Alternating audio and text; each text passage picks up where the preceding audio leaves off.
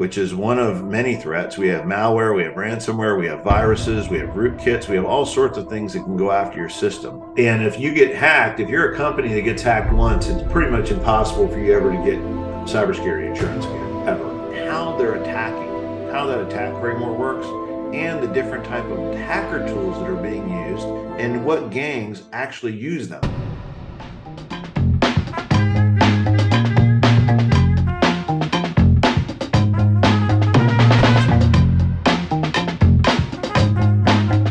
My name is Robert Trimbath. I'm your host today.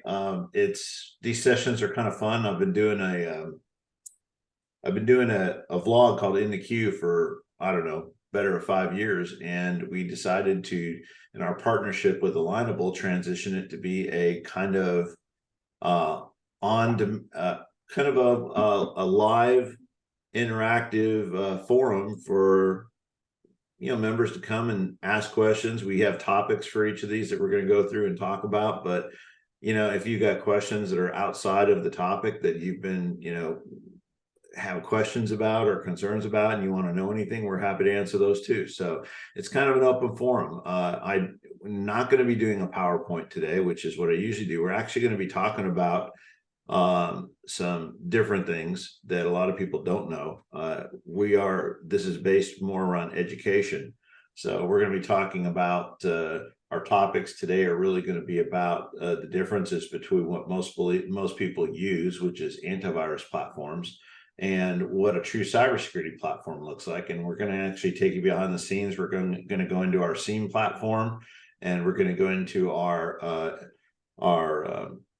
XDR integrated platform with our SIEM. And we're going to show you guys some of the tools that we use from a cybersecurity perspective, the kind of the intel we look at and what it tells us about the things that we see and what kind of information we collect, what a true cybersecurity platform really does, as opposed to just a software solution you buy over the internet. And the reason why that's important is for the first time, companies like mine are, and of course we're not promoting any of our products here today. That's not the purpose of it. It's kind of give you an education about the difference between it, because the biggest thing the biggest misnomer in our business is that people believe they're too small. Hackers aren't worried about me. I'm nobody. We do more remediations for small business that become clients with our company, were our 5 to 20 employees, and had that same belief until it hit their company and took their company down, lost data. So some people lost businesses over it, others didn't. It really impacts them differently. But the one thing that we do find is that the most common thing we see is they think that they're not worried about me. The net that is thrown out, hackers don't care about how big you are, how small you are, anything else. They just want the maximum number of victims. Some victims yield them a little, some victims yield them a lot, and they throw a very mighty big net out to get as many people as they can. So we're going to talk about kind of one of the big problems in the landscape, and that is that people believe that by using regular antivirus platforms like Norton or McAfee or Avast, used to be a huge AVG fan until Avast bought them. ESET and others are not doing the job in 94% of the scenarios out there, and it's the reason why people like us are so busy. So, one of the people we just remediated 3 weeks ago, it was a very high-end restaurant here in Houston. 5 computers. They took their entire system offline. They couldn't order food. They hijacked their Office 365 mail platform. And this is just a 10-person, 5-computer company. But it cost them money to get back online. It cost them money to where they couldn't order food. They ran out of supplies because their email wouldn't function.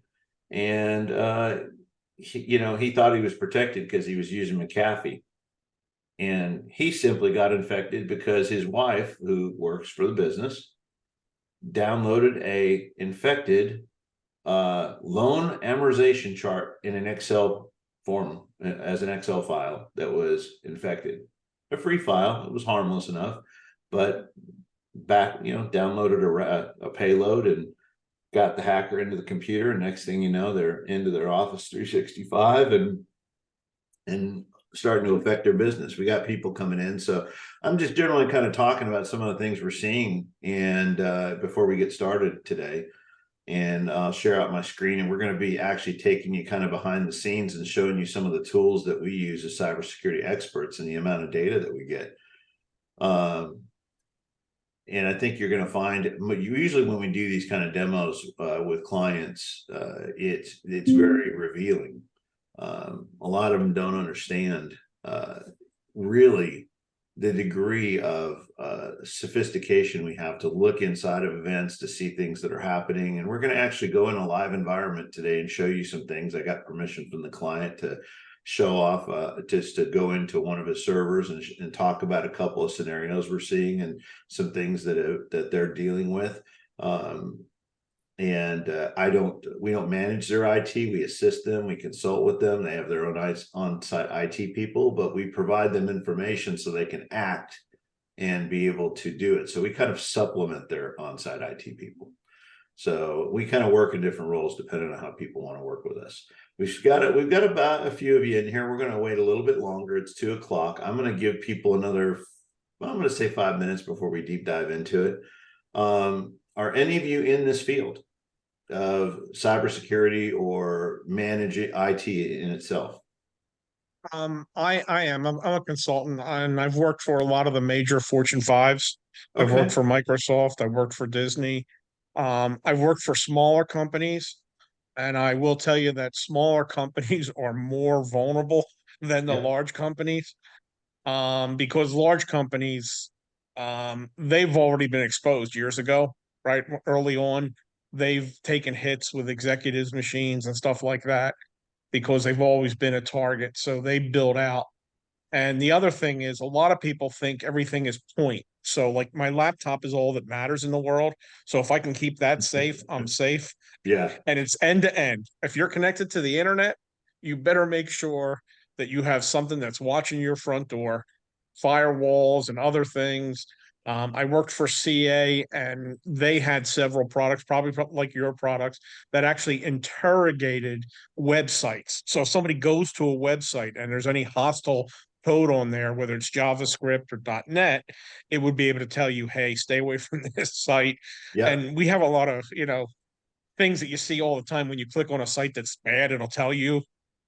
So I'm going to show you guys one of the things I'm going to be talking about today. I'm going to be showing you is a really cool site called Virus Total. Some of you may be familiar with it, some of you aren't. It's a really cool site that's free to anybody that wants to use it, and it does things like it will scan files for you if you're unsure about them and tell you whether they're infected or not. You can upload files to scan. You can check URLs to see if they're corrupted or not, if they've gotten any kind of vulnerabilities. All sorts of fun things like that. And I'll tell you, for an average user, we see average users hitting supplier websites that have been infected, and they don't know it until it's too late. So a lot of fun things we're going to talk about today. But one of the reasons why, and this, Ernest, were you the one talking about just earlier? I was. Okay. So I was actually, I serve on 6 board of directors, and one of them, and I'm also acting CTO for a company called Transmosis out of Arizona that trains cybersecurity professionals for SOCs, and actually had people involved that were working at the MGM thing. You remember the big thing with MGM and Caesars about 6 weeks ago? Yeah. So very interesting. Caesars paid $15 million right out of the gate, didn't go down. MGM, and I actually blame not MGM for this, but I actually blame their I forget that, I don't know why I'm having a brain fart right now. The service that they were using for their single point authentication why can I not remember that? I'm probably going to remember it halfway through. But anyway, it was very interesting because they decided not to pay the ransom at a cost of about $8 million a day. the whole thing cost them more than $100 million. I'm glad they didn't pay the hackers, but the problem with paying hackers is your chance of being infiltrated again is extremely high. It's better than 65%. And so paying hackers is a necessary way to get them out of your life. We got a few more minutes. We have a lot more people register. We're going to give some people, it always happens. People just kind of drop into the middle. So I'm not going to restart, but I'm going to give them a couple more minutes before we get started. But I'm glad we have some professionals here. You're going to recognize a lot of the stuff we're talking about today. I'm going to be actually showing you and playing a little bit from a gentleman I follow on YouTube by the name of John Hammond. You familiar with him, Ernest? I am not. Really neat YouTuber, does a lot of stuff in the world of cybersecurity. But I'm going to be a lot of people don't realize how literally easy it is for about anybody to obtain tools to hack your networks and find vulnerabilities. And there are open place markets that you don't even have to go to the dark web to find. And we're going to play a little bit out of one of his, probably about maybe 5 minutes or so out of one of his YouTube episodes that talks about one of these portals and how many people are active on it. And we're live criminals. I mean, over 60,000 hackers are registered and actually using these. Now, not all of them are hackers. Not all hackers are bad hackers. Let's point that out right now. There are white hat hackers and there are black hat hackers. I served as a white hat hacker for quite a few years for vulnerability testing, and that's a very valid, as you know, Ernest, it's a very valuable asset in today's world to be able to do real time threat assessment and to go after a network in real time and see if you can hack it. In fact, Microsoft and Google actively hold contests for that every year. They still do that, don't they? Yeah. The contest. Yeah, they pay people if they can get into certain platforms.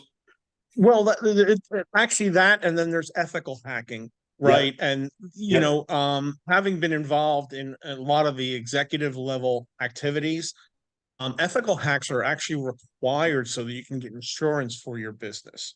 Yeah. So they'll come back and they'll tell you where your vulnerabilities are, you correct them, and you provide that report to the insurance company.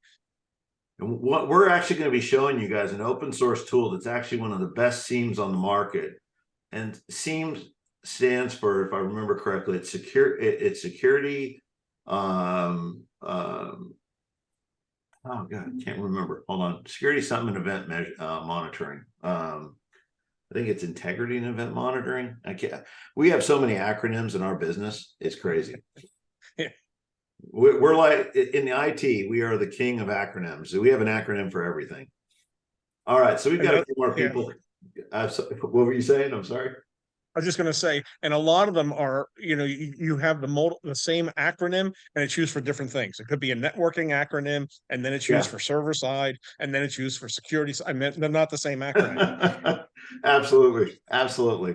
Okay. So we're going to kind of jump in and let me bring up my agenda on my tablet over here real quick. So I have it up here. Hold on a second. I just picked up a new Google tablet, Pixel tablet, and I have to say I'm pretty impressed with it. It's not bad. All right, so I'm going to introduce myself. My name is Robert Trimble. I'm CTO for a company called AIO Integrations. We partner with Alignable. I am an Alignable member for the Northwest Houston segment, and we also run the CyberGuard is the name of our product, but we actually run a education portal that is one of the only ones so far on Alignable, purely for the sake of education, asking questions, finding answers to anything that you want to know about in regards to cybersecurity. The other thing that we do is I also sit on 6 board of directors nationally, from everything from healthcare to adult care, like elder care, and of course I mentioned one of them already, Transmosis, which does cybersecurity training for SOC personnel. So pretty deeply embedded in it. I chose to get into specialize in this side of it about 6 years ago. I have not worked for any of the big five, so you definitely have me outclassed there. My focus entirely has been on this on the micro and small business market, Ernest. So what I'm going to do is we're going to be talking about some things. I'm going to invite conversation at times. I do not like to just talk at people. I like to invite conversation. I would like you to, if you have questions as we go along, definitely raise your hands. I'm going to pull up my chat over here. I apologize. Yes, redhead hackers are researchers. I have seen a lot of interesting things in my life. One of the first things I got to help do, I'm going to say about when I first got on the board for Transmosis, we actually did a give me for we actually helped out a family. It was a single mom with 3 kids. Her husband was an ethical hacker here in Houston who basically they had a bad divorce, and he was using his tools and his skills to basically terrorize his ex and his kids, which is extremely illegal. And was doing it for 2 years, to the point where she moved from Houston, went to Idaho Falls, Idaho, in the middle of nowhere, to try and get away from this guy, and he was still reaching into their lives. And we spent the next, I'm going to say, we spent about 4 weeks getting him out of their lives, and we were able to successfully do it, turn him into FBI, and they did press charges against him. But there's good and bad people in what we do. And Ernest, I'm glad you said something about that. I'm also glad, John, thanks for chipping in. I appreciate that. I'm going to ask everybody if you can mute your mics. If you have a question, when I invite questions, if you want, just unmute yourself. I'm not going to force anybody to unmute. One of the things we're going to talk about, we're going to start off, we are going to talk about antivirus today. Now, most common antivirus products that people are using in our small and micro business side are things that are usually included. Like if you are using an MSP or an IT company, they're usually using things like they're going to be using like stuff that's licensed with their RMMs. RMM stands for remote management and monitoring. And they're going to use things like Malwarebytes, or they're going to use ESET. There's literally a dozen of different products, and these are what we call EDR, endpoint detection and remediation. Now, the problem with a lot of these things, and this goes to retail products, they're all guilty of the same thing. We're talking about Bitdefender, we're talking about McAfee, Norton. Norton's the worst. Norton's been sued more times than I can count. LifeLock, don't waste your money. Terrible product. You go down to all these, you basically go into all these products, Avast, AVG, they all do the same thing. They rely on training. Okay, they train their engines on already known data. All right. What that means is that they don't really do a good job of really what the real threat is, and that's what we call 0-day threats, or 0-hour threats, 0-day threats, whatever you want to call it. Those are things that there are actively bugs for, that there are no known fixes for. These are not advertised by Microsoft or Chrome or anybody else, but they are out there. And there, at any given time, there could be anywhere from 30 to 100 for individual products. And these companies actively pay people to, help them solve these things. And that's why Microsoft updates and Chrome updates and these things exist, because they address those 0-day bugs as they find fixes to them. Now, every operating system has them. And for about 2 years now, ransomware, which is one of many threats. We have malware, we have ransomware, we have viruses, we have rootkits, we have all sorts of things that can go after your system. The thing that I'm going to tell you is that there is no such thing as a safe operating system. I use Linux as my personal operating system. I use Windows in my professional life, and I have a Mac as well for testing. But I will tell you this, about 2 years ago, a little bit more than that, actually, ransomware became operating system agnostic, which means it runs on everything. It runs on Macs, it runs on Linux, it runs everywhere. Okay. And there are different variants of it ran for everything. Right now, attacks on Macs are up over 660% this year. And most Mac users think they're safe. This is why you're seeing a lot of changes in Apple's security strategy to lock things down. That's why you have to give all these additional permissions and things now that you didn't have to do, is because it was really not as secure as a lot of people thought it was. And hackers are now targeting those guys because they know that they're easy pickings. So you're going to see more and more of that. Also, another thing you're going to see is cell phones. A lot of people don't realize that there are literally 100 of these devices to any one given device. Okay, easily. These are connected. They are mini computers. They will pretty much do as much damage to your life as any other given thing. And Andrew, I'll get to you in just a second. So I want you to realize that where I was going with this is that these engines that supposedly protect you, this goes for Defender and so on, these things are using existing data sets to train. In other words, what we know. And it doesn't take into effect how to actively protect you against things it does not know about. And it actually doesn't do a very good job about protecting you against the one thing that 9 out of 10 hacks originate with, and that's phishing. It originates with an end user clicking something they don't recognize, gets past them, they're busy or whatever. And that endpoint protection just doesn't do a very good job at protecting people against that. 94% of antivirus products fail at this job right out of the get-go. Andrew, go ahead. You can unmute yourself and ask your question. Yeah, my firm, we use Mac computers, MacBook Pros, and I'm curious to know, that's 660%. Do you have like a number versus just a percentage? Because Mac attacks have always been sort of low. So, you know. Well, it's because it's like 3% of the whole overall user base. So Right. That's why it's been low. But the problem is that it's based on Unix. Linux uses a lot of the same libraries, and native encryption, like for ransomware, native encryption is built into all those platforms. So all they did was write scripts targeting those platforms using the native tools already built into the platform. I've seen entire Mac volumes, like user volumes, encrypted inside 90 seconds. So I'm going to tell you, it's out there. It's not as common as Windows, but then again, Windows, is 90% of the market out there. So that's the reason why you see more of it. But it doesn't make you any less safe by, pretending that, your system's not vulnerable.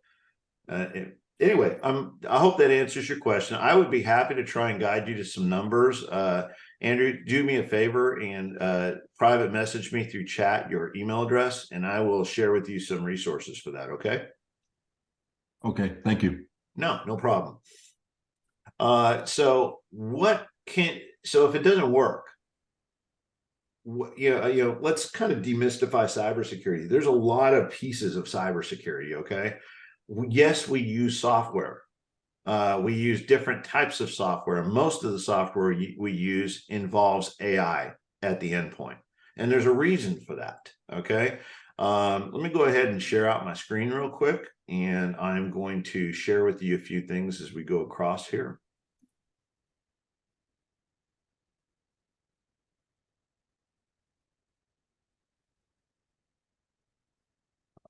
Make sure I have my sound shared, because I am going to share something here later. All right. I also I believe I am recording, but I want to make sure I am. So give me just 1 second. Yep, I am recording. Okay, awesome. All right. So you guys can see my screen here. Let me get my zoom out of the way here. One of the things I'm going to be talking about today is Waza, or Wazoo, or however you want to pronounce it. I'm sure Ernest, you'll probably recognize that. It's a SIEM tool. It's one of the best ones out there. We are going to talk about just one product today. This is one of the products we use. And this is very good because it's integrated with one of the solutions we use, but this is one of the big things that I love, because it's a screen that talks about traditional antivirus, but this is a big thing right here. Okay. True prevention without signatures. you have to understand how and we're going to talk a little bit about AI today too, and how the difference between machine learning AI and deep learning AI. And there is a big difference. All right.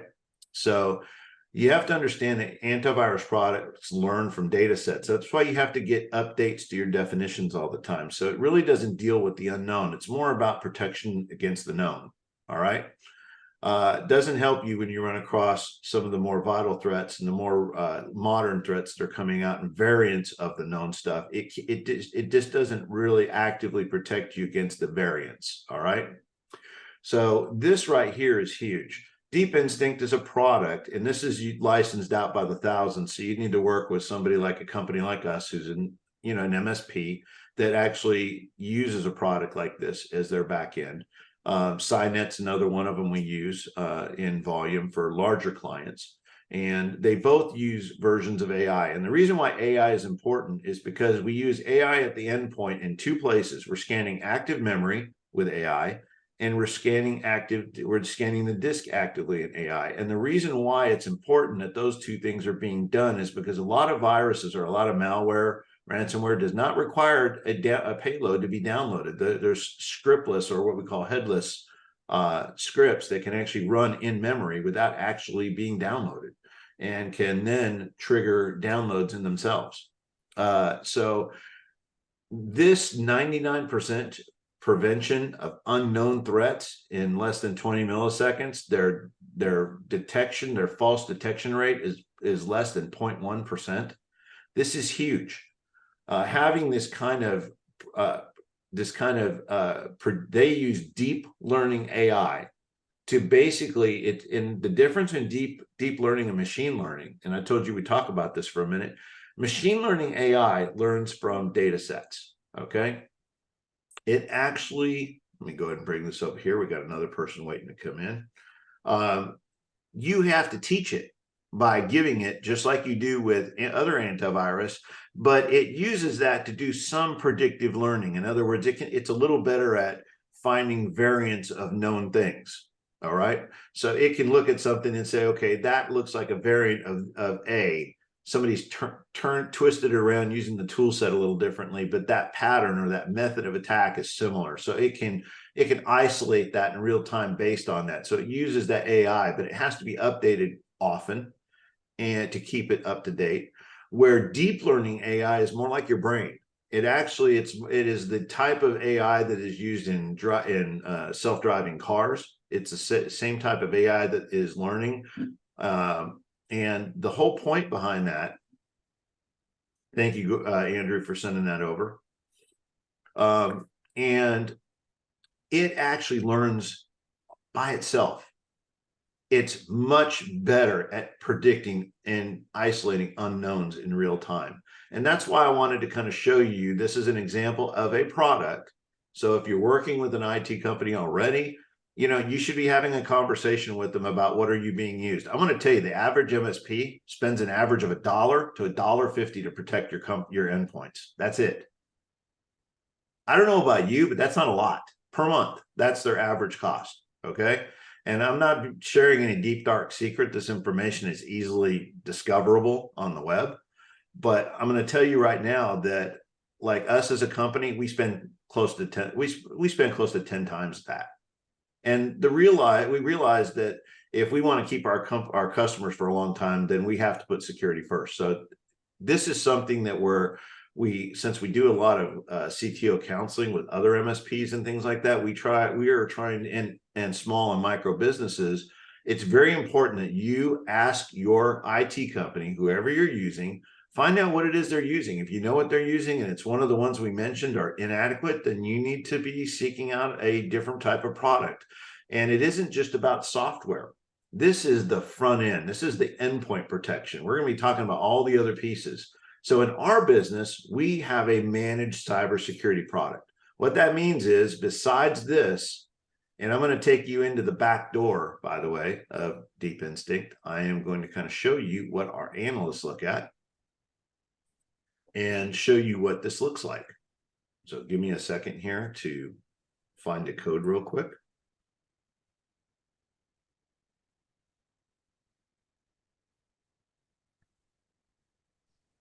I don't know exactly what they say was wrong. Me, I was happy yesterday when you came back. I wouldn't want to go back there again. I'm sorry? I'll send you the picture, sure. Oh, okay. Hello? Yeah, it is. I'll send the picture then. Carrie, you're right. It is pathetic.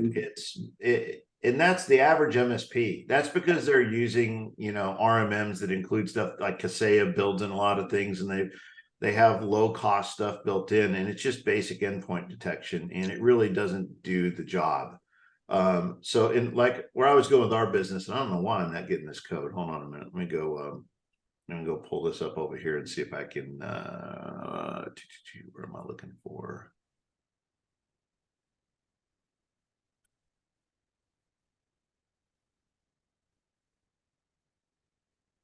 Oh, that's fun. Hold on, I gotta add this. I forgot the new version of Outlook has inadvertently taken off one of my for some reason is taken out my Gmail account that we use for alerts. So give me a second.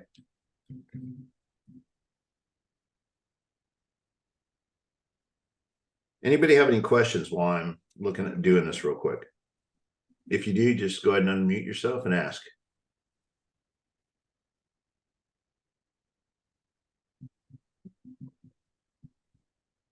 Robert, I have a question for you. How integrated is this solution into the other tools that you may be using within your organization?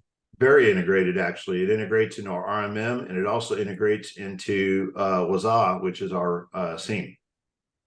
Okay. And then like other tools that might be being used for network management or Yeah, what I call data management, like your backup tools and things like that.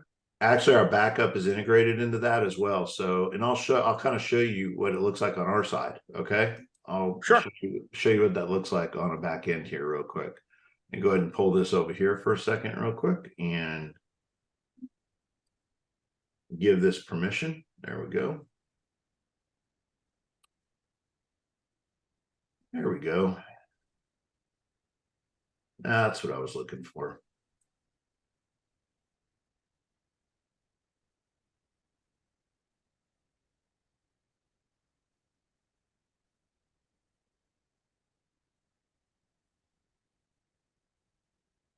Oh, I know. I forgot.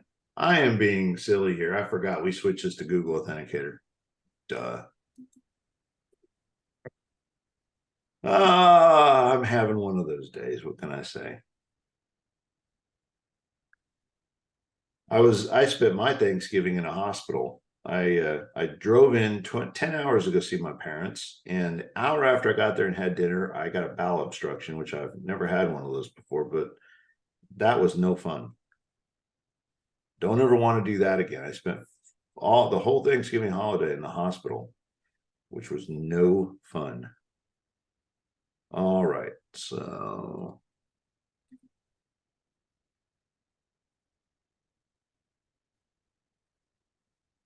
oop.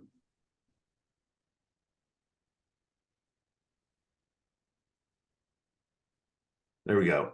So I'll give you an idea in the back end of one of our this is kind of a dashboard of one of our people would look at when one of our SOC engineers. So we have a 24/7 security operations center, or SOC. We have 3 shifts we run for that, and so when an alert comes in, they get a detection. They can actually go in and look at events. So if I want to go in and let's go look at a couple of events and see what we're seeing here. So we're seeing a dual use disk encryption event here. Let's go take a look and see what kind of indicators this gives us. So this says it's been detected, hasn't been prevented, mainly because we've identified that this is a Dell. It has raised an alert that this is out of the snapshot and a backup utility for Dell. But to give you an idea of the kind of intelligence that this gives us for like Mitri mapping and stuff, this tells us that is at execution right, defense evasion. It can actually, this is actually being identified. There's a sub-file being identified as malicious, subverting trust controls. We get all these kind of indicators about a file, and it allows us, we can see that this event was found on 12, there's been 12 instances of this, and it's only been on 1 device. So we can actually go in and look at these kind of things by tenant and see what's going on. This is one of the ways we look at information and deal with it in real time. So the difference between a cybersecurity company doing something for you and a antivirus product is we're using an XDR, which means it's monitoring network, disk, memory, it's monitoring everything, user interaction, logs, and it is actually pushing that out to us to let a real professional, somebody who's trained in doing this for a living, to look at it. So in our solution, like to give you an idea, I have Deep Instinct installed on mine. And if I go look here, I can see that little icon, I can show it, and I can show you that it says my protection is enabled and that it is up to date. Okay. I can I can even have it in different languages if I want, but I can see that it is up to date. All right. Now, it doesn't let me do anything beyond that because I don't want my end users making security decisions on their devices, because most of them wouldn't know a security event if it slapped them in the face. And that, I'm not saying anything bad to you guys about that. Where I'm trying to go with this is the fact that most people don't know. And to have an antivirus product come up and ask you is the stupidest thing I've ever seen. And that's what most of them do. If it doesn't know what to do with something, it asks you. Well, instead, this throws it to our professionals, and within minutes, they're looking at it. It's isolated. It's prevented from executing it. We look at it. We determine whether it's good or bad. And then once we've done that, when we update, we create an action here based on certificate, signature, whatever. We can terminate the process, delete the file, do whatever we're going to do. And then once we're finished with it and we close this event, it is updated to the cloud. So every device that is protected by this system knows about this threat, regardless of whether it's in Massachusetts, Texas, the UK, Australia, it doesn't matter. It is a global cloud-powered database that once something is known in one place, everything is instantly protected against it. So it's using AI at the endpoint to detect and isolate in real time. It's getting it to cybersecurity professionals, which involve real people, trained professionals to make those decisions. And then it's using the cloud to power the power of those decisions out to the entire base. So that's what's really great about a product like this. And that's why that's a difference between a cybersecurity product and an antivirus product. You're getting software and people and knowledge and a true XDR product, as opposed to people who are endpoint protection pretending to be XDR, which is what a lot of them do. I told you earlier, I'd tell you about a site called VirusTotal. If you guys aren't aware of this, is a very cool site. If you ever run across an attachment you aren't sure about, you can upload it. You can decide this is a free account. You can upload it. You can choose it here. It will tell you if that file is bad or not, without having to take a chance on your own system. Okay. You can also check URLs. So if I wanted to go look at a URL and see if it was clean or not, like, let me just pick one of my customers. It will actually do a check on that site, and it will look. It uses all these different tools to tell me whether or not this site has any contamination on it or not. Now, there is an expanded version you can pay for that will do some expanded testing. But right now, this was tested 13 days ago. So if I want to rerun it, I can just reanalyze that. And this can tell me whether or not I have a bad site.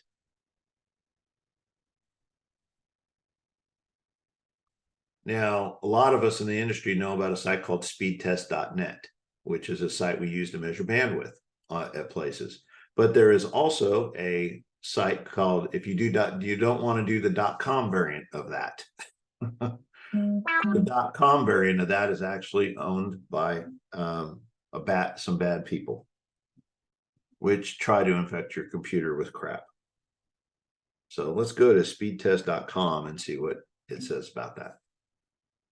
That's interesting. I'd really like to know how they're passing that test.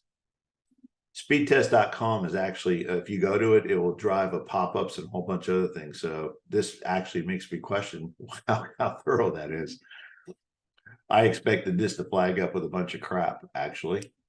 But in fact, when we tested that about 5 days ago, it did. So they must have readdressed some things. Very interesting. Anyway, getting back to what we're talking about, somebody asked me about management of tools. So this is the same customer right here. This is RMM we use.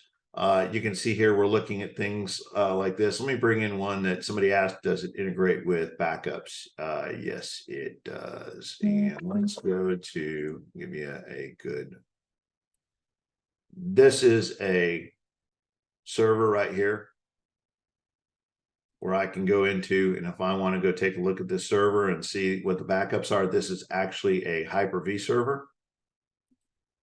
So I can actually go in and I can look at, for instance, and you asked about integrating with tools, things like this. I can actually pull things out, look at the backup, and I can look at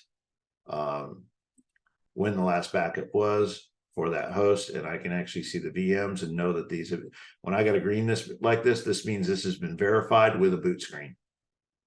So we just don't back up, we actually verify and test boot machines in the cloud. We image them completely. So this is how our backup system integrates. And of course, now this client is running Cynet, so you're not seeing any deep instinct integration here.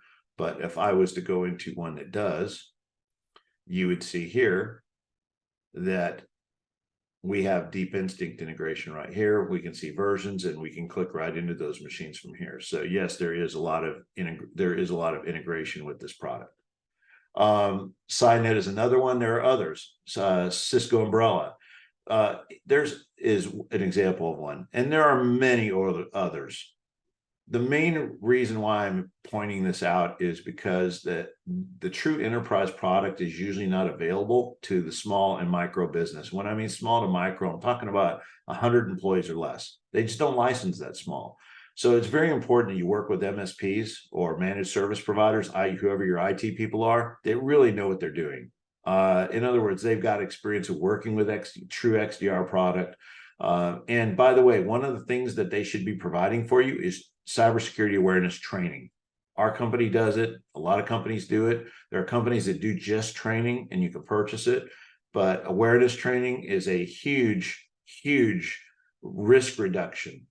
And it should be it should be one that it requires testing and certification afterwards. In other words, you test them on what they're learning, because if you do not, I'll give you a good example. I went into a school district here. I'm not going to name it because I don't want to embarrass them, in one of the surrounding areas in Houston here. It's in one of the lower income areas. I went in and I met with the superintendent, and while I was sitting in the lobby waiting in the outer office waiting for him, I was chatting with his assistant, who I've known for a number of years. And I said, I was just curious, have they implemented any kind of cybersecurity training? Oh yeah, the state has one they make us do now. And I said, really? I said, well, what, tell me about it. She goes, so we had to go on and watch this video for about an hour and a half. And I said, well, did you learn anything? She goes, I don't know. I was doing my nails. And my first thought was, wow. My next question, so they didn't test you? She goes, no, they just had a time. They had a way to know if we were watching or not. So we had to be on for the entire time and watch it. And I said, that's it. This one of the single greatest tools in what we do is awareness training.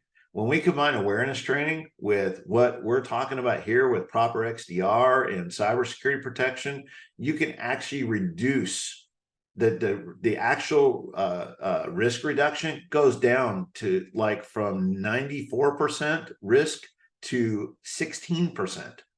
It's a huge risk reduction number.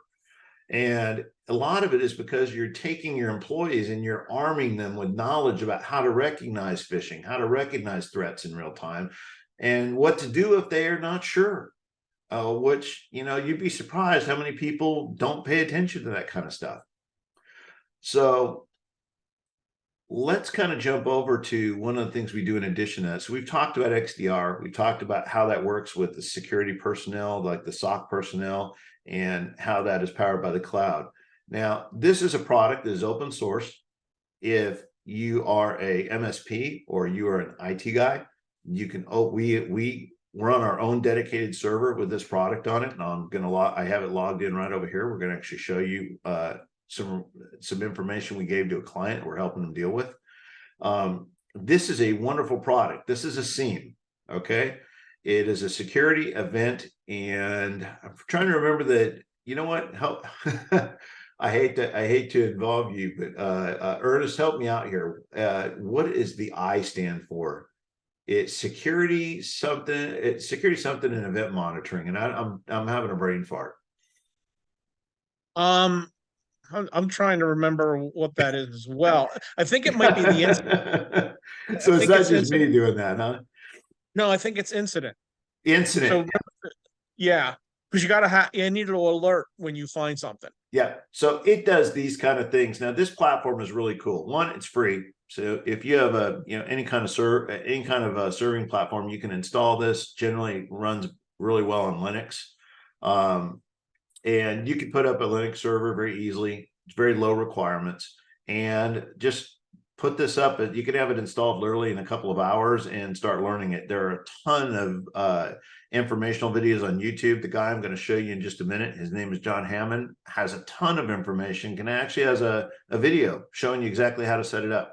Does a whole thing on a VMware test bed to show you how it works, and even gives you some working examples of what to do to set up some basic things. Now, this isn't something a normal person would do, but if you have an MSP, if you're an MSP or you have a cybersecurity business and you're watching, this is something that you would want to do, because this gives you, I'm going to show you the kind of information this gives you. So Sun is the company that I was telling you about earlier that told me it was fine to kind of go into a servers and show. We can see here that in this particular thing, it's monitoring a lot of stuff. And right now, this server is the most active agent right now. And I'm going to show you why. So we're going to drill down into this and look at the kind of data we get. So we collect all the information. We're monitoring file integrity, login events, file changes. We're logging all that stuff in here. And we even have the ability to do, this. This has built-in HIPAA, GDPR, and PCI compliance built into it. So you can actually look at these machines and it will tell you where it's failing and what to do to fix it. Very, very cool. It integrates with VirusTotal for instant remediation and detection. And it also does vulnerability. It'll give you a list of vulnerabilities. I'll give you an idea. I'm going to actually show you this on this server. So this server has been generating a ton of stuff for them. We discovered it. We notified him of it a few days ago, and he's actively working on this machine. Like I said, they have their own IT person. So we're going to go look at security events. And you can see here, we're looking at 124,000 events. 101,000 of these are authentication failures. All right. Now, so doing a little digging into this, we actually found that a lot of this is coming from some misconfigured services that are using bad credentials on the administrator account. And he is working on solving those. But a good portion of these are RDS attacks. People that are running bots against the server trying to log in because he has RDS plugged into the firewall, which I do not recommend. And so right now, this is putting a ton of load on this server. And number two, this is an older server. If we go back and look at what this server was running, it is running a Windows 2012, which is, they've just extended the support a little bit longer for, but this platform is over 10 years old. And he knows he's got a problem. He knows he has to deal with it. So if we go back in and we dig at some of these things, here's the kind of information we can actually look when we go look at events. This is really cool. This is what a SIEM does for you. So as we look at some of these events and things happening, like this login failure, we can go bring this event up and we can go look at the rule that it's violating, and it will give us some information and overview. Hold on a minute. That wasn't what I wanted. I'm sorry. I wanted to expand this out. Hold on.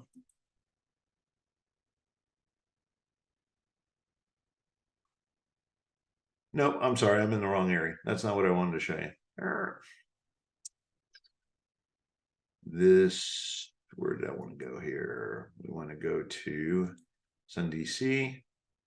And oh, we were looking at it's in the vulnerability section. So this machine right now has 15 active vulnerabilities. One is critical, and we have 15 highs. And a lot of these are due to patches that he is behind on for this machine, and he knows it. What's really nice about this, though, is this will actually tell us about the vulnerabilities and what needs to be done to fix it. And we can actually search for recent events where this has happened inside this server. Okay. There's a lot of really good information that comes from this. So we can also look at events around different types of things by filtering along this side. But as you can see, there's a huge, just a vast number of information that is being collected about these machines and everything that goes on with them. Integrity monitoring. Okay, we can monitor the integrity of the machines, which files, registry changes that are being done, file modifications, all that's recorded. The reason why this stuff is really, really important is because when we're looking at a machine, like right here, let's go look at this. Let's go look at the MITRE tactics for a second. In case you guys don't know what that is, those are tactics that are being used by hackers in order to to violate the machine. So let's go look at MITRE attack real quick, and let's go see what's happening. You can see here we have a high number of activity right here. But if I want to go look at events and go look at intelligence, so I can go over here and I can look at the rules that are being violated here. And if I pull this up, this will actually tell me about the techniques that are being used on these accounts. And you can see all the login failures, and I can look here and I can see the rule that it's violating. Authentication failure, it's a Windows security failure. Okay. But more importantly, what I want to show you, where'd it go? Did not want to be in rules. There we go. Let me go back to where I was. So there's a specific section I want to point out in here. Do you see where it says, where you have this right here? This actually, we can look at techniques. This actually tells us information about how they're attacking, how that attack framework works, and the different type of hacker tools that are being used and what gangs actually use them. So I think you can start to see the big difference here between antivirus protection and a true cybersecurity protection. This is the kind of information our SOC personnel uses to assess threats when threats happen, to look at those things in real time and determine attacks. Because not only are we gathering the information that's coming through Deep Instinct, we're gathering our own information through our SIEM to see what's going on in that back end. And in doing so, we help eliminate vulnerabilities, we help eliminate threats. When we first got into that machine, his vulnerability section was over 100. In the last 3 days, he's eliminated over close to 100 vulnerabilities. And he's now down to a few things he's got to do, which he's got to take the machine offline, and they're a bonded warehouse 24/7. So he's got to create a maintenance window to do it. So can you guys really see the difference? And I want you guys to open up your mics. I want you to ask questions. I want you to understand the difference between what an antivirus product does and what a true cybersecurity product does. Robert, I have a question on the Deep Insight. Deep Instinct, this? Yeah. Okay. Yeah. The first one we were looking at. Yep. You use the term tenant. Yeah, tenant And just my refers to question- like a grouping. It's Right. how we No, I know that. Okay. I was just curious if I had a tenant, could they go and take a look at reports? Because one of the biggest problems with people with security, is they don't want to pay for it because they don't see it, right? Mhm. And reports are the way of showing them to say, okay, if you didn't have this insurance policy, here's all the things that would have happened to you. So let's just so we have the ability, and we can actually schedule these reports. I'm just going to do a real quick one here real quick. I'm not even going to customize. I'm just going to throw it out there. But yeah, we can run reports by tenant, and I'm just running one on the default tenant for this. So to give you an idea what it looks like, Sure. it'll come up and let me know.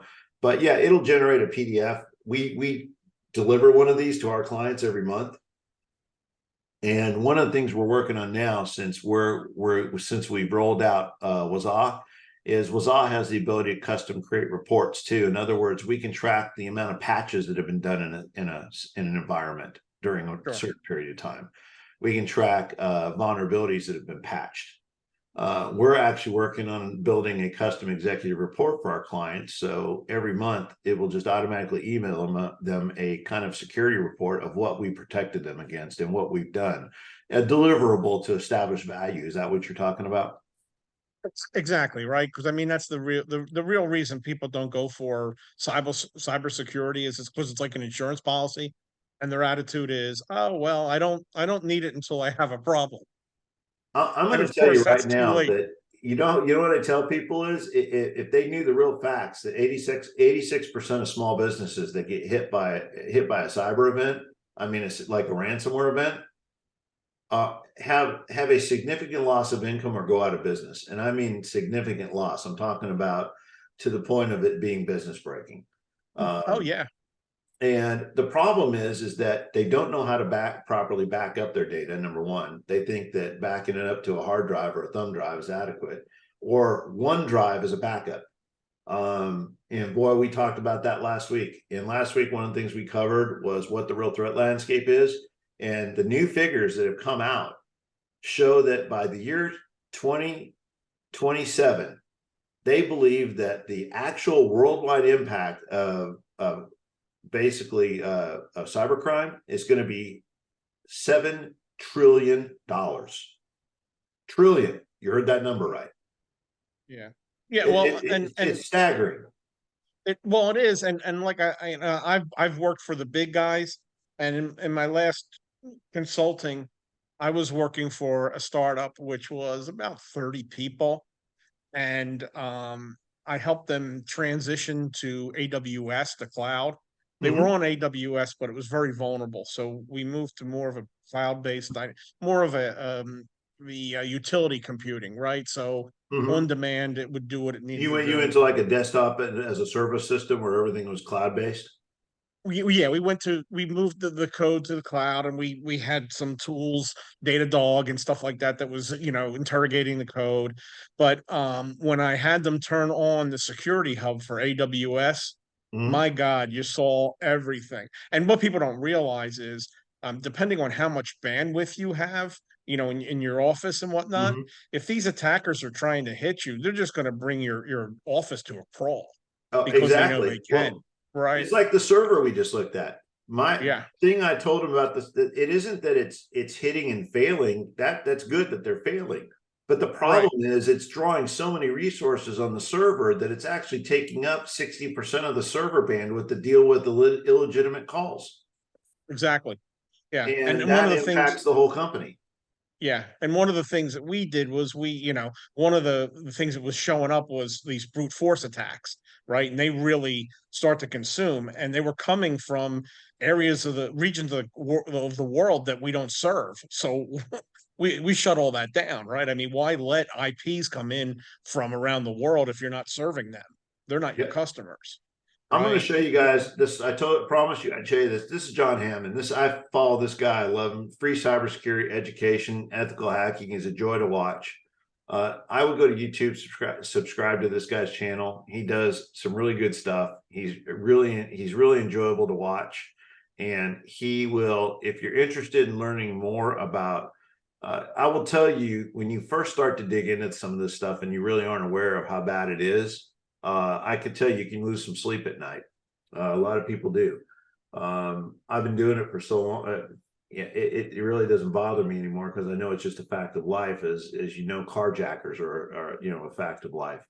But I'm going to play a quick video here, and he does all sorts of things. He talks about this one right here was the one I was going to show you here earlier. It talks about the cybercrime forums full of hackers, and these are public internet forums. He's actually going to show you a website where there's over 60,000 hackers registered in. Now, we don't know how many of those are bad or not, but some people are actually talking about living here in the US and being, hoping they don't get caught. That doesn't necessarily mean they're legitimate, but there's a lot of people. It's a marketplace. It is a marketplace for cybercrime tools. And they have a version of it that exists on the dark web as well. The dark web is where most of this stuff gets bought and sold. One of the things we talked about last 2 weeks ago was that ransomware as a service is on the rise. It has been for a few years now. And Ernest, I know you know what that is. Basically, a lot of these overseas actors have consolidated, and as they've gotten caught and people have been weeded out, they have now become more like companies. They actually, they actually advertise out to people, disgruntled workers, people that have a gripe, or maybe they have, some inside information into a company where they can compromise security. So they go to this company, these ransomware as a service companies who have huge amounts of resources, both hackers and botnets and compromised systems across the globe, and that are resources for them. And they go to them and they say, okay, I've got these credentials, and they look at it and they basically share with them what the job is, and says, yeah, okay, we'll do that. And we're going to take, we're going to take 30% of the cut or whatever it is. And they'll carry it out on their behalf and do it with just some enormous resources and then take their cut for it. It's a business, and it's a growing business. It's huge. And most of these things you're going to find it here. This is crazy, but half the time, the users in here are in the forum is written in Russian. So a lot of this stuff is definitely overseas actors. And we're going to have a very, very brief conversation about what cyber insurance is and isn't covering and why, because they are losing their pants.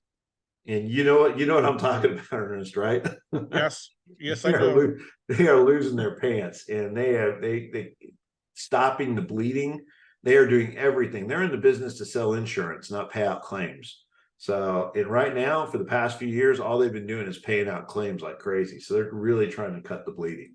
This is an underground hacker forum. I'm sorry, go ahead. And certain things aren't covered, right? Because like when you're looking at companies that have IP, we're going to talk about that. Yep. We're going to talk about that in just a second. Yeah, we're going to talk about what all the little fine print they're throwing in and they don't tell you about, and it affects your ability to get covered when an event happens. The motto in our company that we use in advertising is this isn't something you wait to happen. In other words, it's a lot hard. Our motto is it's a lot harder to fix the plane after it's crashed. Yes. When the plane's in the ground in pieces, a little too late to think about how to prevent it from crashing. And that's what most people's attitudes are about cybersecurity, unfortunately. So I know some people have their mics unmuted. Did anybody have any questions before I play this small piece here for you guys from John Hammond? Cheryl, I just saw you came in. Hello, welcome. I know you missed a lot of it, but we are recording it, so we'll put it up for everybody. Apologies, thank you. No problem. We had almost 60 people register. We had a lot of no-shows, but we have a lot of people register to watch it later. So we'll have it up. We'll post a link up to it later. We'll put it up on our YouTube channel and post a link up to it probably later on today. Okay. Appreciated. Thank you. Yeah, it's early week vibe right now, and someone's sick. So again, I apologize. Rundown. No problem. So I'm going to play this little piece from John Hammond. Like I said, if you don't, this guy's got 1 million subscribers. He's very, very popular. And he's very entertaining to watch. But he's got a lot of good information for people that want to learn more about and see some active examples of things that can happen. He does a lot of sandboxing. Very, very interesting stuff. So let me play this. He's talking about the cybercrime forums. It's where cyber criminals get together and talk about malware, talk about different tradecraft, different attacks, and they buy and sell tooling and hacker frameworks. This is exploit.in, and we're going to snoop around. Exploit.in is available on the ClearNet. You can get to it with whatever web browser, but it does also have a dark web, Tor hidden service, and v3 onion URL, so you can access it just as well there. Take a look at all the different bulletin boards or the categories that you can get into: hacking and security, malware, war driving and bluejacking, social engineering, money, of course, tools, things that you might be able to do for programming, web development, of course, hardware and software, and legal issues, legal businesses, and commerce. This section is where it gets to the good stuff, because it is the buying and selling, the industry, the marketplace, and the enterprise of cybercrime. And by the way, this is a big forum. This is one of the top places that cyber criminals go to. You hear a lot about XSS.is, but exploit.in is pretty high up there just as well for cybercrime and hacking. Look at this. There are 60,000 total members. They've had the most online ever at one time, over 100,000. Forum statistics, 211,000 total topics. And what is it? Total posts, it's a million. Yeah, that's insane. Oh, look at this. Look at this. They have a who's online section. You can see all of the active online users and what they're viewing. Where in the forum are they up to? I think I saw Lockbit in here for a second. Look, this guy's name is Delete the NSA. Big, long list. Oh, there it is. Yeah, see, Lockbit is right in here. Lockbit. Oh, they have John DiMaggio's profile picture still. Oh my goodness. Marked as a seller. Yeah, of course. Okay. Find their content. Chatting about the Lockbit Black builder that was leaked out previously in September. Saying thanks for advertising what they're up to. I also live in the USA and have not yet been caught. I hope they will never catch me. That's an interesting one. That's in the juicy arrests thread. We could spend a ton of time just exploring, looking around, seeing all the different things there are to see over on exploit.in, this cybercrime hacking forum. But I want to show you a little bit about their rules, their code of conduct. By the way, the ads on this thing are wild. Buy a black sniffer, high success rate of different exploits. It's just kind of craziness. All right, here is the about exploit.in site and forum. Let's go take a look. Can I get this page as English, please? I don't speak this language. Obviously, this is all kind of pushed through Translate because I don't speak Russian. All right, here we go. General rules of the forum.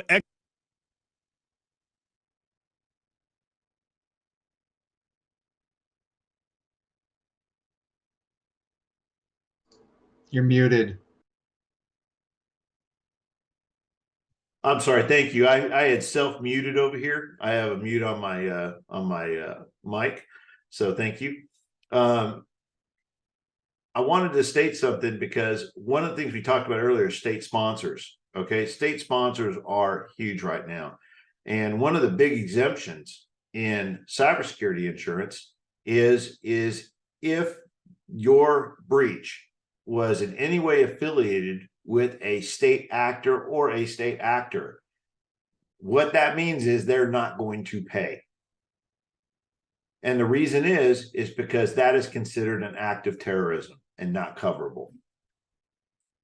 And most of the big breaches, like the ones that came out from Caesars and MGM a couple months ago, were definitely Russian based.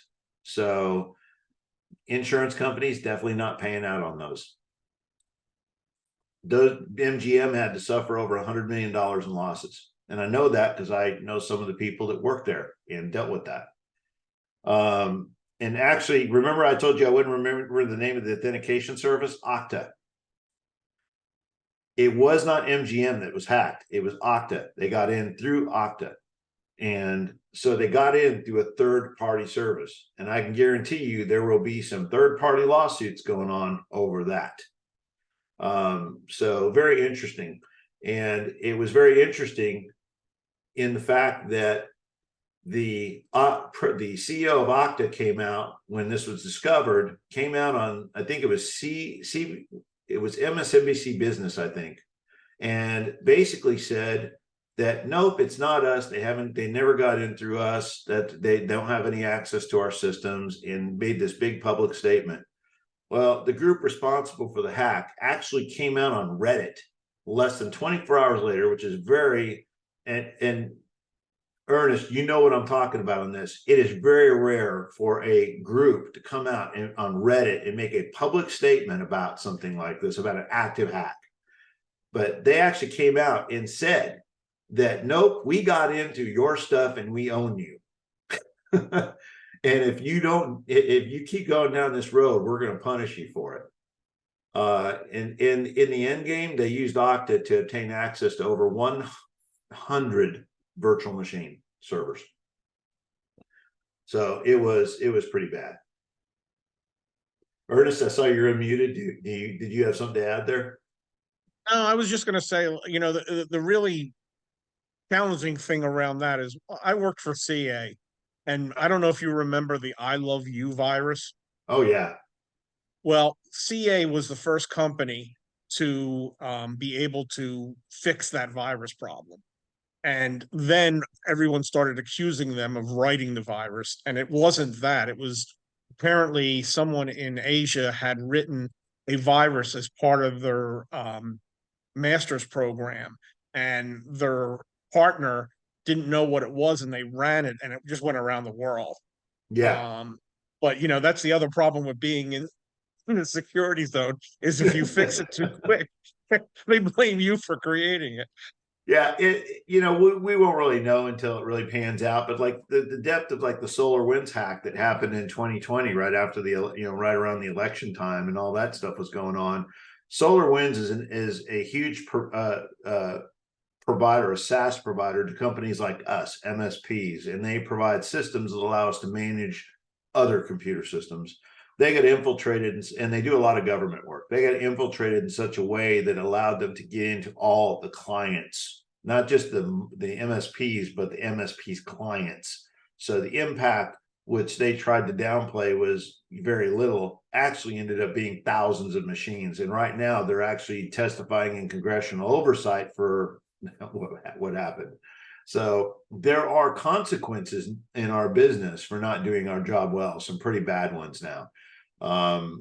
Employers are trying very hard to isolate. You're seeing things in computer use policies now where they are writing in that if you allow something in, you can lose your job over it and be held accountable.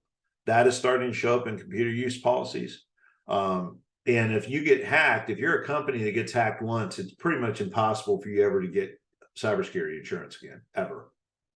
You're basically deemed the black hole. You won't see it. We talked about one of the things we talked about, state actors being exemptions from in cybersecurity insurance payments. So what we're starting to see is policies are skyrocketing because they're losing their butts, and they're putting a lot of fine print in about paying out, and they don't tell you about it. In fact, we just literally 2 months ago, we argued with a CFO about what his policy would and wouldn't cover. And we were very aware we were in the right. And we challenged him to go look it up. He came back 3 days later and apologized, said, "You're absolutely right. We want to talk to you." It actually earned that knowledge earned us that client's business. But what you're going to find out is that they're trying to cut their losses because they're losing their pants. They're in the business to collect premiums. They're not in the business to pay out. And right now they're losing their shirts in cybersecurity because they just don't know how to deal with it. So now they're going into the fine print and they're cutting their losses. So if they're putting in things like if you interface with third-party providers, SaaS platforms like Office, Google, whatever, if you have not enforced multi-factor authentication across the board, if there's one person who's not using it or doesn't have it enforced, maybe it's on but it's unenforced, they won't pay. If you can't prove that all your people have had cybersecurity awareness training, where they've actually been certified to go through training every 6 months, and you can prove that it happened, they won't pay. We talked about it being state sponsored. They won't pay. Okay. If anybody in your company, an employer company, has worked for a prior company and been proved to be part of a prior breach, they won't pay. So there are all sorts of new fine print they're introducing to cut their losses. And so like in our company, we actually work with a company called Cysurance, and we've incorporated $1 million policy into our product. So you don't have to go buy it. It's built into the product. They've actually reviewed what we do and said, wow, it reduced the risk of breach so much because we're providing training, we're providing all that stuff as part of our solution, that we actually, at a slight additional cost, it's an option, we include that. and you don't have to go shop for it. And we offer that to a company with 5 employees or more. So that's something that we do. There are other companies that do that. We're not the only one, but I would highly recommend that if you are a small business owner and you do not have it, I would definitely get it, because it covers things like liability, third-party liability. It covers things like compliance coverage, and it covers things like loss of business. And all those things are applicable. What people don't realize is that they, especially on the compliance side, we've seen businesses go out of business after a hack for compliance fines. Give you an instance. You're a dentist. I'm going to give you a very easy example. You're a little 5-person dentist office. You got 3 chairs. You got 5, 6 employees. You get hacked. Okay. You get hacked. You get locked out of your system. But in the process of that, because now when you get ransomed, they are actually stealing the information as well as ransoming you. Before you even know that they're there most of the time and have gotten into your systems, they've already copied the relevant data out of it. All right. So now they have your customer database. You are now in HIPAA violation because you just breached. Let's say you got, I don't know, 150, 200 patients. You are liable for, I think in Texas, it's $5,000 per breach. Do the numbers. And this isn't something you can just go bankrupt and say, okay, I'm going bankrupt. I'm out of business. I'm going to open up under a new name and we'll just carry on. Doesn't work that way. It's kind of like employee taxes. The owners are liable personally. So if you're a partner in that company, you're screwed. And now it's going to affect your personal life. So as I said, this is a plane you want to keep in the air. It's not something you want to worry about fixing after it's on the ground in pieces. And this is our biggest problem as cybersecurity professionals, is teaching people, small business owners, other professionals, how important putting security first is in their business, and how they have to shift from knowing the difference between an antivirus product and a cybersecurity product, and they need to make the shift. They need to pay the extra money, and they need to put their clients first. And as a business owner, the internet is in everything you do. It powers your business now. I don't know a single business that doesn't rely on the internet in some way, shape, or form to do business. Email, SaaS-based platforms, it doesn't matter. QuickBooks in the cloud, QuickBooks Online, you're using the internet in some way, shape, or form to conduct business. So it is a way of life. And if you are not protecting yourself and your business, then you are literally putting your livelihood at stake. And the stupid part of it is most of it can be done for less than a car payment. Your car probably costs you a month. And that's the really ridiculous part of it. It's people are so tight with their money about it, and they don't understand it. And because they don't understand it, they don't spend the money on it and realize that it may be better for my little business to spend $300 a month. And I'm not saying what the number is. I'm just giving an example.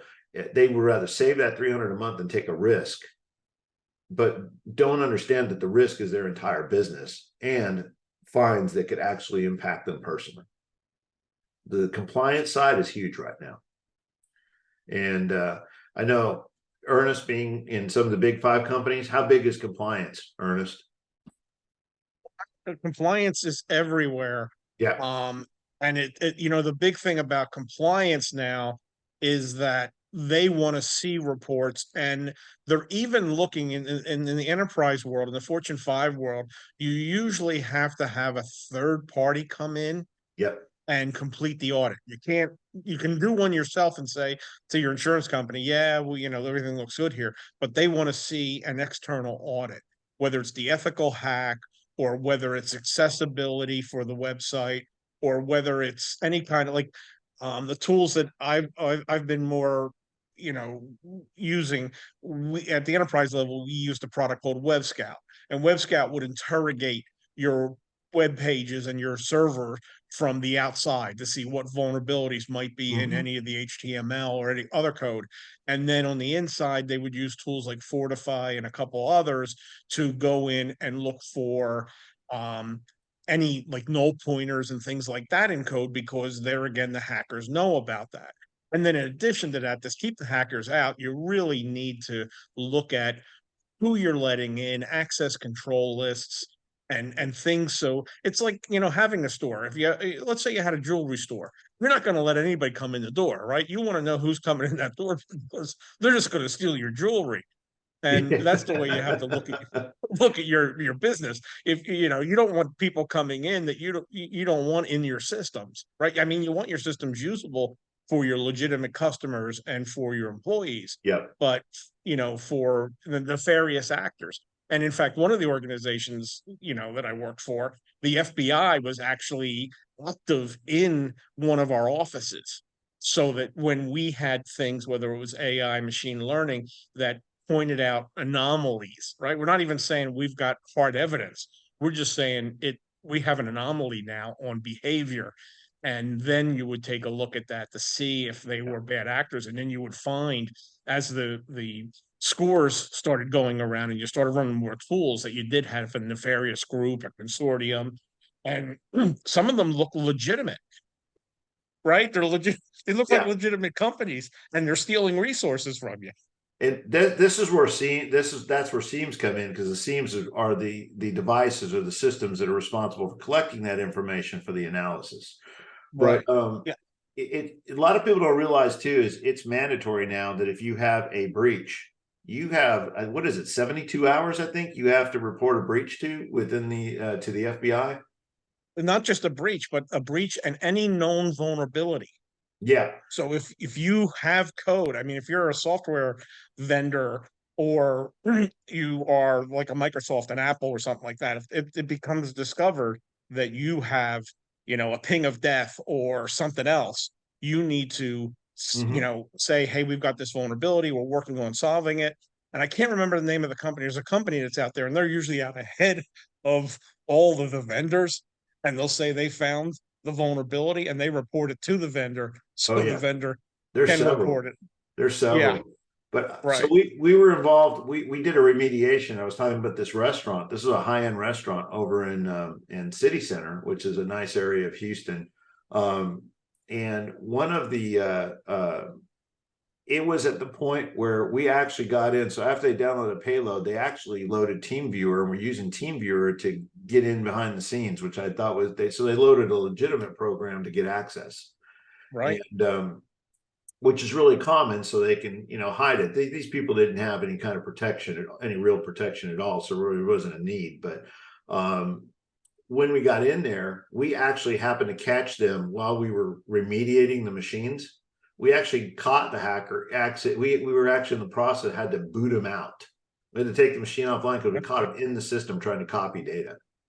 Now, the good news is that so there's like an area of, with a small company like this, that's like a restaurant. What he was talking about is people that had like software companies, developers that are putting out software that could affect thousands of people, have potential holes.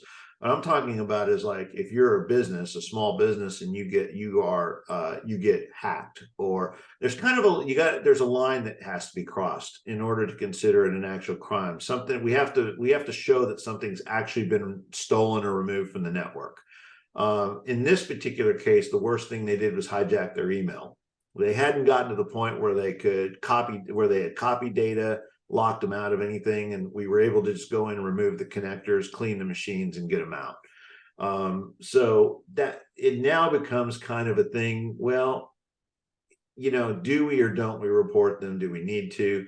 We don't know who we don't have enough information about who the actor is. We know the source of where it came from, so we reported the source of where it came from, and so that way they could follow up on it. But as far as that being an actual hack, that's really close. They pretty much hacked their Office 365. And they compromised 2 desktops, but they hadn't gotten to the point where they actually stole any data from it yet, other than forwarding some email. That is data in itself.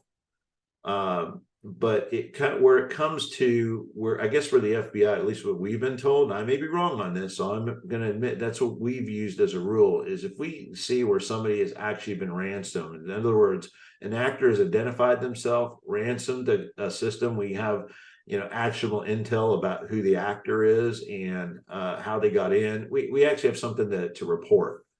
Then we do that from the small business level I'm talking about. But it's mandatory that you do it if it gets to that point. And what do you, Aaron? I like that we've got a fellow professional in here, and if you don't mind, I'd love you to text your information if you want to be part of. We do these every other week, and we kind of do different topics. If you'd like to be a part of that and present some information or talk about some topics, we'd love to have you. Next one, in 2 weeks, we're going to have Chase Norland, who's the CEO of Transmosis. That's the company out of Arizona that trains cybersecurity professionals. They do a lot. Some of it's done under federal and state grants, where they can actually get it paid for by grant. Some of it's, others of it is not. But he has a consumer product that they're launching that is actually going to compete against LifeLock within the next 30 days, and comes with $1 million in coverage. Really cool. It's not necessarily to promote that, but he's been doing this for, I think, close to 10 years now. And the difference where their company comes in is they have actually been training the professionals that are on the front line and then came out with a product themselves, which I think is really cool. So he's going to be talking about small business liability in regards to cybersecurity, and what your liability is and your third-party liabilities are if you get breached. And we're going to be talking about that next week, or not next week, but in 2 weeks. So be sure, the event's already posted. We do these every 2 weeks. So if you go back into the channel, you can sign up for it already, but that is going to be the topic for that week. And Ernest, if you'd like to be a part of it, want to introduce, we're going to be bringing in also the CEO from Cysurance, who provides cybersecurity insurance for small businesses. So we're going to be having some really cool guests over the next 3 months. Okay. No, But you sound like a guy who's been out there and had a taste of the real world, and I like that. We don't get many of those, and it's nice to see that. Greg, I see you got your mic undone. Did you have a question or want to say something?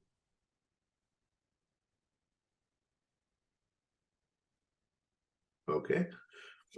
That's going to wrap it up, though. If anybody's got any questions or anything they want to say, we'll go ahead and wrap up otherwise. But thanks. I want to share one thing, Robert.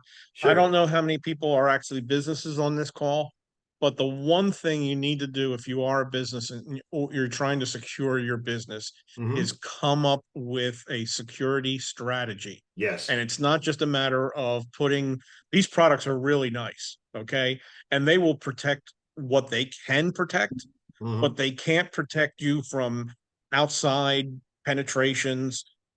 That's where your networking engineers need to work along with these tools. And like you were saying, the training that has to happen where people are tested and certified in knowing whether they should open something, what phishing looks like, right? Because that's where a lot of these actors are getting in. They're sneaking in the back door, right? Legitimately through email, or, hey, a free gift card if you click on here from Walmart. And it's not a free gift card. And what's really crazy is so much of it is so easily recognizable by 2 or 3 tall tale signs to know what it is, that you can identify it very quickly.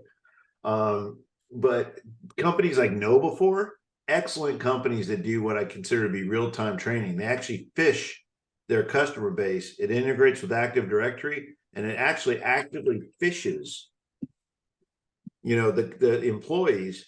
And if they get caught with it, it brings them to a page that teaches them, hey, you came here, you shouldn't have, you clicked on something you shouldn't. Here's what you fell for. Here's what to look for next time so you don't. So it actively teaches, and then it provides reports back to the administrators, let them know where their risks are, who's falling for what, and how many times.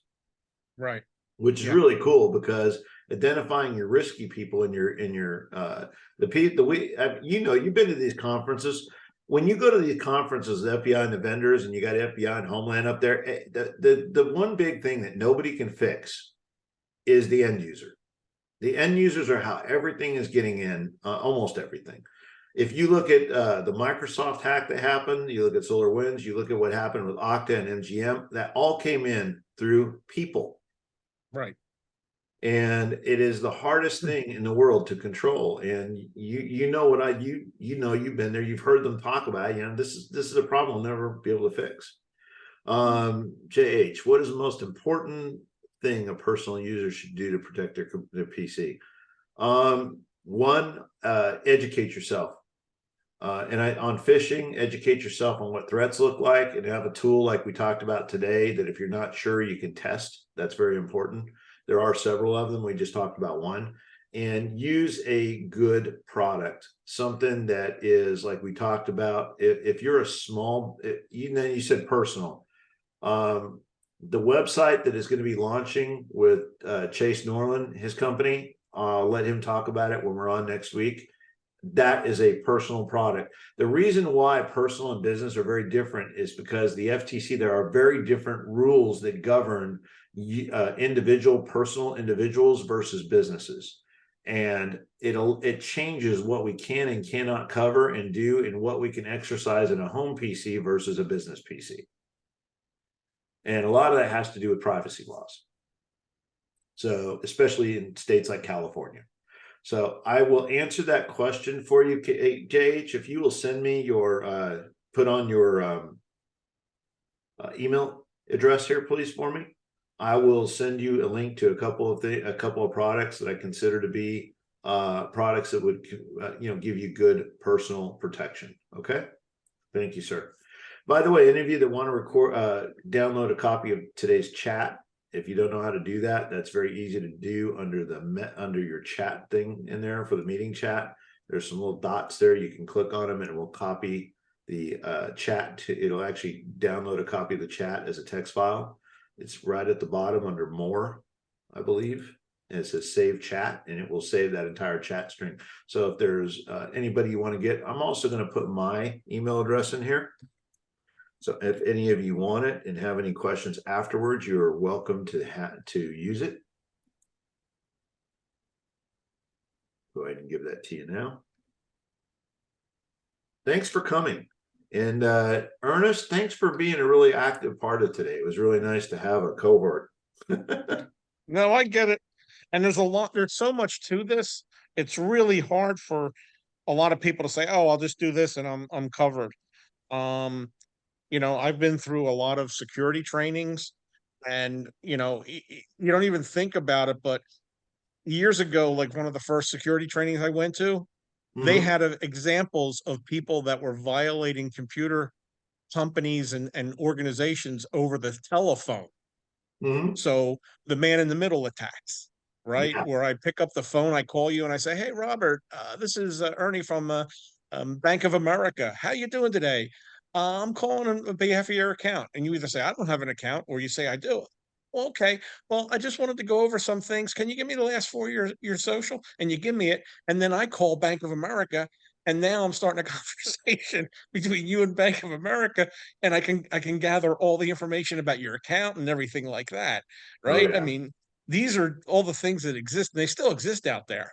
Right. Yeah. Everyone posing as Bank of Oh, the America. Amazon scams are huge. Yeah. I mean, there's so much stuff. We've seen people's accounts wiped out by that Amazon scam. People that, have had their lives ruined by it. One of the things we're going to do, and I think it'd be a fun thing to do, we're going to talk about maybe some of the most common scams that are coming across. I think that would be a good topic to cover for both small businesses and for, everybody knows about the Windows support scams. Those are pretty common. Windows never calls you. Microsoft calls you. The Social Security Administration does not call you. The IRS does not call you. They will blow you up with mail, with snail mail, before they ever talk to you. You'll have more. They'll put a whole tray, a whole container full of mail on your porch before they ever talk to you. Exactly. And, I actually had one call me once that was definitely, the nice Indian accent. This is Henry from the IRS. We're going to send it. We have an agent on the way to your home to arrest you for fraud. Really? Tell me about that. One of my favorite guys to follow on TED, I believe he's an English bloke, a guy from the UK. and he talks about the email scams. You remember the ones where they used to send out, you know, the letters and I need your help with bringing some gold from the Ukraine and crap like that. Right. He actually engages with these guys, and he documents and does it as part of his show for TED, and it's absolutely hilarious. I got to find his name. I would love to incorporate that into one of the things, but I get some sheer entertainment from some of these guys, and also some of the vigilante white hat hackers that are going after the scammers and Right. have fun with them through YouTube and then broadcast it through YouTube. They're a lot of fun too. Fun source of entertainment for us security guys, right? Exactly. All right. Hey, thanks for joining. I'm going to call it to a close. We're already a half an hour over where we want to be, but guys, thanks for hanging out, and we'll see you in a couple of weeks. And of course, if there, you're welcome, James. If any of you want to, share it with friends, we're going to be doing this every couple of weeks. And the whole purpose is just to educate and talk about these things so people can become more aware. Ernest, thanks. You sent me your email, correct? Yeah, it's up there. It's in the chat. Awesome. If there's some things you'd like to, mine's in there as well. If there's some things you'd like to maybe come on and talk about in the queue, we'd love to have you and have you, present. This isn't just about me. I'm just trying to prevent a forum where people can ask questions and get answers about things and demystify. Sure. Yeah, I'm more on the strategy side. And I mean, I think that's where a lot of the problem is. A lot of organizations don't have a strategy, right? They want to buy security like you're going to McDonald's to get a burger. Yep. Right. Because it's easy. And well, but it's like anything. It's like finance. I mean, if you're going to invest money, you have to rebalance your portfolio.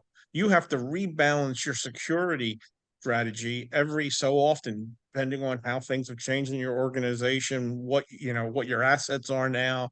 A lot of people, I don't understand it, but they don't have encryption on the databases. I mean, how can you put your data out there without encryption on it? I mean, that way, even if it gets stolen, it's encrypted. Now it's going to take them 100 years to get to the data. The biggest problem is, in my book, is people just don't realize that everybody's a target. Right. It's such a big net, and everybody has this. I think it's kind of like in religion, they can believe in God, but they don't believe in the devil. It's like one can't exist without the other. It's the biggest. I always like to say the biggest lie that Satan's ever pulled over on everybody is that he just doesn't exist. Right. Well, and to go along with that is like when you see, I believe it was Baltimore got hacked a couple years ago. Yeah, I remember that.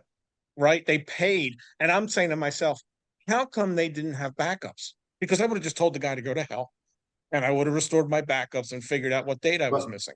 The problem is it's not about that anymore, though, because the sword now it's a couple of years ago, it's become a double-edged sword now. When ransomware first started, that's what it was about, locking people out, you get the ransom. But the problem is that a good network engineer is going to have good backups, and they're just going to shut them out, clean it out, and restore the backup. I remember when ransomware first came out, we had a law firm that got hit because one of the partners decided to, he had a Mac at home and thought it wasn't important. He opened an infected PDF, put it in his Dropbox, and his assistant at the office opened it on Windows. Brought it in via Dropbox, got her machine and his machine infected. And then because he was a partner and had read-write privileges on the server, it encrypted 4 terabytes of data in 2 hours. Yeah.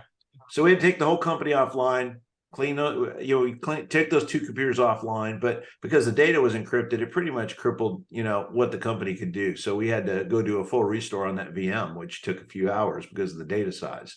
I don't care how big it is. I don't care how good your backup is. If you got a good amount of data that's been compromised, restoring that data back takes time. And there again, that's all part of the strategy. What does my organization look like? What's my DR plan look like? Because you treat it as part of DR. Yeah. If you need to go to business continual, you should have something that you can fail over to, so you can fail back. Yeah, well, like Veeam has active servers, you can turn your backup into the actual server itself. Exactly. And to recover almost instantly. Yeah, those are great products because that's real good disaster recovery. but not everybody's running VMs like that, especially in small firms. We did that as a practice because I like the reliability of a VM. Yeah. Well, one of my first experiences was we went into a publisher's and we were installing virus detect in all the systems. Mhm. And some of them were Mac and some of them were Windows.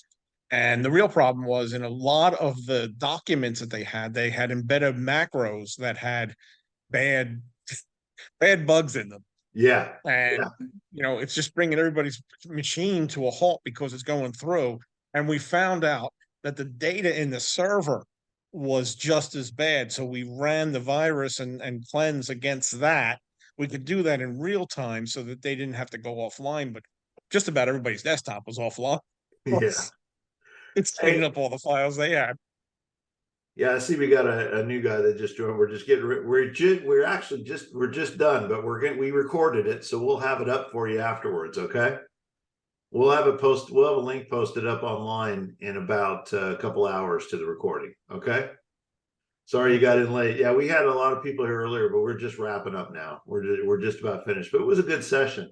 We've just been kind of hanging out, having a casual conversation. Ernest is another cybersecurity professional who's worked for some of the big fives, and we've been enjoying having just a really nice conversation about some of what's going on in the active landscape right now. So, are you a professional as well? Well, not a professional on cybersecurity. I'm on the financial side. Okay. A lot of what we talked about today would definitely apply to people like yourself. So definitely, when it's up, are you part of the group, the cybersecurity group, the CyberGuard group? Are you part of that group? Yes. Okay, just watch it. I'll have it up. I'm gonna get it up on our YouTube channel, and I'll post a link to it in there by the end of the day. Okay. Fantastic, Robert. Yeah, no, I'm glad to have you. We do this every 2 weeks. It's 2 p.m. on every other Tuesday. And the whole purpose of it is just to have a nice open forum to talk about anything cybersecurity. We do have kind of topics we bring into it. Today we were talking about antivirus versus true cybersecurity, solutions and what the difference is. Last week we talked about kind of a state of the union of where cybersecurity is, how bad it is, what's going on, and we also talked about prevention methods and things like that. We just had a real good intro. It was more of an intro session, where this we kind of got into the dirt on the difference between products. Next week we're going to have Chase Norland, who's the president of CEO of Transmosis. They're a company that I CTO for. I do CTO consulting for, and am a board member of, and they do cybersecurity training for SOC personnel. And I've been doing that for about 10 years. So they actually train the professionals via state and federal grants and help get them jobs. Like, I knew about a lot of what was going on inside of MGM because two of the guys that work at MGM in that landscape were trained by Transmosis. So kind of interesting stuff. And we talked a little bit about that today, but he's going to be talking about liability to businesses next week. Primary liability, third-party liability as a result of the cybercrime. And Right. We talked a little bit about that today. We talked about compliance and things like that. Yeah. I'm sorry. A lot of stuff out there. Yeah, and something that Ernest mentions is strategy planning. So and that's definitely something we should talk about too. In fact, you know what, Ernest, if do you feel comfortable maybe presenting about that? Yeah, I'd be willing to present about that. Okay, give me a couple dates you'd be available to do that. The timelines, it's every other Tuesday. You see them up there. Pick a date where you want to do that. Maybe not next week, but maybe the week after or the week after that. I don't have anything firm for those dates. Just tell me. Yeah, well, I think you're not going to have much of an audience around Christmas. So that's true. week, that's true. We're probably going to postpone do that. We'll probably kill that one. But right. If you want to do it in January, that might be a good time to do it. Yeah, that sounds good. Tell me what dates you'd like to do it. We'll get you in and we'll let you present on that. But does W stand for William or Will or Woody? Woody? Okay. Hey, I like that. You're the first Woody I actually know. I have never Yeah. met a Woody before, so other than Toy Story, which I'm sure you get that a lot. Sure. Used to when I was a kid. Not so much. What area are you in? What part of the country are you in, Woody? LA. LA. Los Okay. Angeles. I'm a native California. I grew up out there. I went to school out there. In fact, Cal Poly Pomona. Okay. Where are you now? I'm in Houston, Texas now. I've been out here 34 years. A lot of people out there. Oh, we have a lot of Californians coming, I'll tell you. My family's just trying to get out of California as quick as they can. I feel for you guys out there. It's tough. LA has been hit really hard. There's definite challenges, some good spots, but Texas has its challenges too. You guys had a hot summer. Well, I will tell you, man, we had 2 hot summers in a row now. This year was a scorcher. We had 100-degree temperatures almost the entire summer, which was really uncanny, and almost no rain, which is not something we get.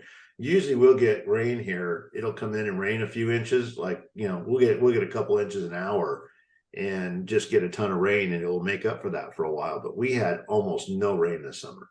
So how's that immigration going over in Texas? Yeah, that's a whole nother story all unto itself. Don't you want to get me started on that? Not slowing down? No, it's on top of that, it doesn't stay at the border. They've been busing all over Texas. I mean, all over. I got friends in Broken Arrow, Oklahoma, where migrants are showing up at. They're everywhere. I find it funny when the people of New York complain about migrants when the border states are getting hit by the millions, Yeah, So, I was in Chicago and they're complaining about the Venezuelans coming in that were getting bussed from Texas. yeah, they got what, a couple hundred or something like that. Not a lot, nothing like border states get, but it does hit the ripple. Yeah, I find it funny because I have one of my own sons who's unfortunately he's very liberal, and it's not that I believe everybody should have their own say, believe what they want to believe, but it's hard to argue it, when you're looking down at a border flooding with thousands of people across, like Eagle Pass and stuff, where there's thousands of people sitting in an overpass, and say that's fake. Yeah. That's not real. It's like, yeah, we're just paying people to go sit down there, and every one of those people is getting a check for $2,100 a month. Why do they? Oh, the government's paying. The government is giving them $2,100, a bank card with $2,100 a month, so they have something to live off of, and without a court date. As a taxpayer, that infuriates me. Yeah. How do you get them on the buses? Oh, they just how they get them on the buses. they corral them around, man, like cattle. It's funny. A lot of these are kids wearing $50 tennis shoes and backpacks, and a lot of them are military age males without families. I was having a discussion with a friend of mine who's very hardcore conservative, and we were talking, and he's very concerned because of all the stuff happening over in Israel right now. And he said, what's really scary is over in the last 2 years we've had the people we know of, 6.5 million people. That is the city of Houston. Yeah. Come into the country through the southern border. Okay, I'll come right in. And you got to take off, sir? In a sec. Okay. And if just 1% of those are terrorists, just 1%, that's like 65,000 terrorists in our country. or whatever they are. That's a lot of people. That's a small army. I cheer when I hear you guys are busing them to liberal states. They don't want it in their backyard, but it's okay for the border states to soak them up. Abbott's tenacious, man. I love him to death. Well, I'm in Florida, and DeSantis will not let them there, so he sends them right up to DC and New York. And I love that. If they don't want to go, they go to ICE. Didn't he send them over to Martha's Vineyard once? I think he did. That was great. I think, yeah. But he's not tolerating it. Yeah. That's great, because if those guys think it's good, good for the country. Send them all to the places that are voting. Yeah, good. Yeah, send them to New York. And now New York's crying because they have no Yeah. money and they lost 2,500 police officers last month. Well, you know what they're finding is that the leaders don't really care about what the people live there think. I mean, I know. and Yep. they're finding the people are getting a little sick of it. I mean, Yep. Chicago, New York, Seattle, they're all having the same thing. LA, they're all Yeah. having a lot of people come back and say, we're tired of this. We didn't ask for this. Yeah. Why do And you over Thanksgiving, Chicago's had a problem with the shoplifters, and they were illegal immigrants shoplifting. Because what's the worst going to happen to you? You wind up in jail. And what they do is they arrest them for shoplifting, and then they release them with a future bench date. Yeah. You think they're coming back? No. Well, I'm going to tell you a true story real quick. This is absolutely true. So I have 4 adult children and I have 4 grandkids. And my youngest son, Eric, got while he was shopping on a Sunday at an HEB, like there's a grocery store right around the corner from his house. Apparently, he cut off somebody or did something in that parking lot they didn't like, and a guy followed him out of the parking lot right around the corner, purposely rear-ended his car at a stop sign, backed up, rear-ended him again 4 times in a Chevy Avalanche. When my son was able to finally get out and figure out what's going on, he pulled around and ran him over purposely, took off the door of the car. Wow. My son is a hemophiliac. And he survived without bloody miracle. He survived. Whole thing was caught on traffic cam and by a guy with a dash cam. Turned out to be the drunk father of a property owner, of the owner of the truck. It was his father who was driving the truck drunk from the next county. Police never arrested him, never charged him, because it was the next county. And they said, why? The DA is just going to let him out on a $100 bond. I don't even want to mess with the paperwork. That was their attitude. That's our the problem. Leadership. Our leadership's Yep. bad. Our laws are bad. But And the police know it. It is, yeah, police know it. Hey, Woody, thanks for joining. Hope to see you in a couple. Hope to see you a week after next, and after that, that's probably going to be the last one for the year. After that, so I hope to catch up with you guys. Thank you for letting me in, and happy holidays. Absolutely. Thank Guys, you. I know you got other stuff to do. It has been a pleasure talking with all of you and meeting you in earnest. Let's definitely get together outside of this and talk about how we can help. James, thanks for being a part of today. I saw your text in here, and if Greg, you have been very quiet. If you're still there, I don't know if Greg's asleep or not. He's here, but he's quiet. I hope you guys have a great week. I will talk to you. You do the same. Yeah, no, I enjoyed it. Sheer pleasure. Talk to y'all later. Yep.